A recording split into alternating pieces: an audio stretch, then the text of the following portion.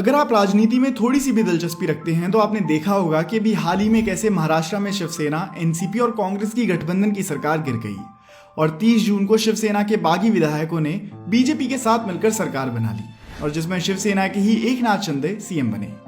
शिवसेना के विधायकों का एक खेमा काफी लंबे समय से महाराष्ट्र के पुराने सीएम उद्धव ठाकरे से बीजेपी के साथ सरकार बनाने को कहते रहे हैं, क्योंकि उनके अनुसार उनकी विचारधारा एनसीपी कांग्रेस से कम और बीजेपी से ज्यादा मिलती है। पर जब ऐसा नहीं हुआ तो उन्होंने खुद ही अपने सीएम के विरुद्ध जाकर बीजेपी के साथ सरकार बना ली और एकनाथ शिंदे महाराष्ट्र के 20वें सीएम बने। इस पूरे घटनाक्रम में उद्धव ठाकरे का नाम सबसे ज्यादा चला क्योंकि ये ही महाराष्ट्र के सीएम थे। आप में से बहुत से लोग पहले से ही ठाकरे परिवार और उद्धव ठाकरे के बारे में जानते होंगे, पर जो नहीं जानते उनको बता दूं कि उद्धव बाला साहेब ठाकरे के बेटे हैं। बाला साहेब ठाकरे महाराष्ट्र ही नहीं बल्कि देश के सबसे लोकप्रिय पॉलिटिकल फिगर्स में से एक थे और शिवसेना इन्हीं की बनाई हुई पार्टी है, आगे चलकर जिसका नेतृत्व उद्धव ठाकरे करने लगे। आज की इस वीडियो में हम उद्धव ठाकरे के ही जीवन सफर के बारे में जानेंगे, तो आइए शुरू करते हैं। उद्धव ठाकरे का जन्म 27 जुलाई 1960 को मुंबई में बाल ठाकरे और मीना ठाकरे के घर हुआ। वो कुल 3 भाई बहन हैं और तीनों भाई बहन में उद्धव ही सबसे छोटे हैं। बाल ठाकरे एक नामी शख्सियत थे और उनके यहाँ जन्मे उद्धव को बचपन में कभी भी किसी तरह की पैसे से जुड़ी किसी परेशानी का सामना नहीं करना पड़ा। उनकी पढ़ाई की बात की जाए तो उन्होंने अपनी स्कूल की पढ़ाई बाल मोहन विद्या मंदिर से की और sir J institute of applied art से उन्होंने अपनी ग्रेजुएशन की पढ़ाई पूरी करी। शुरुआती समय में उद्धव को राजनीति में ज्यादा इंटरेस्ट नहीं था और इसीलिए लंबे समय तक उन्होंने इससे दूरी भी बनाए रखी, पर वक्त के साथ बाला साहेब की उम्र बढ़ रही थी। ऐसे में उद्धव को शिवसेना को आगे बढ़ाने के लिए पॉलिटिक्स में आना ही था और 2002 में वो पहली बार राजनीति में आए। उन्होंने अपने पॉलिटिकल करियर की शुरुआत Brihan Mumbai municipal corporation elections में शिवसेना के कैंपेन इंचार्ज के रूप में की। उनके इंचार्ज रहते हुए शिवसेना ने इन इलेक्शंस में अच्छा परफॉर्म किया। उद्धव ठाकरे एक नेचर लवर भी हैं और इसी कारण से वो अक्सर हेलीकॉप्टर से जंगल और नेचर की एरियल फोटोग्राफ्स लेना पसंद करते हैं। उद्धव अपने फ्री टाइम में डिस्कवरी और एनिमल प्लैनेट के नेचर और वाइल्ड लाइफ से जुड़े शोज भी देखना पसंद करते हैं। 1995 से 1999 तक महाराष्ट्र में बीजेपी शिवसेना की सरकार थी।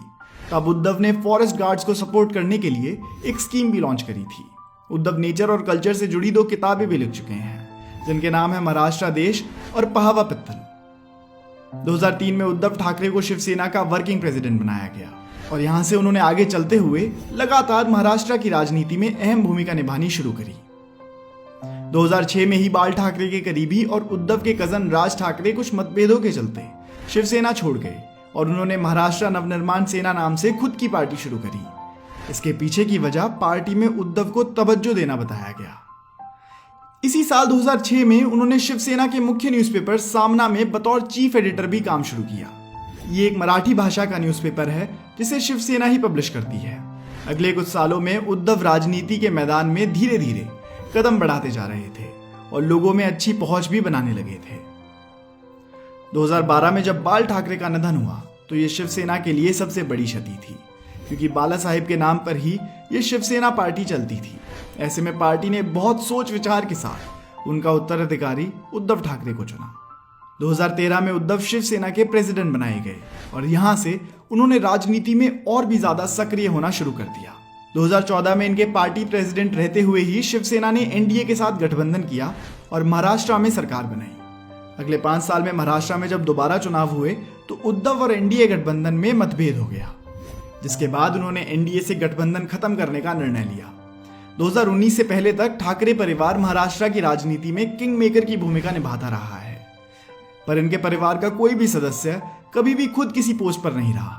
पर 2019 में जब उद्धव ठाकरे ने कांग्रेस और एनसीपी के साथ मिलकर सरकार बनाई और खुद सीएम बने तो ये पहला मौका था जब ठाकरे परिवार का कोई सदस्य किसी कॉन्स्टिट्यूशनल पोस्ट पर काबिज हुआ हो। इसी साल इनके बेटे आदित्य ठाकरे भी चुनाव लड़े थे और पहली बार एमएलए बने थे।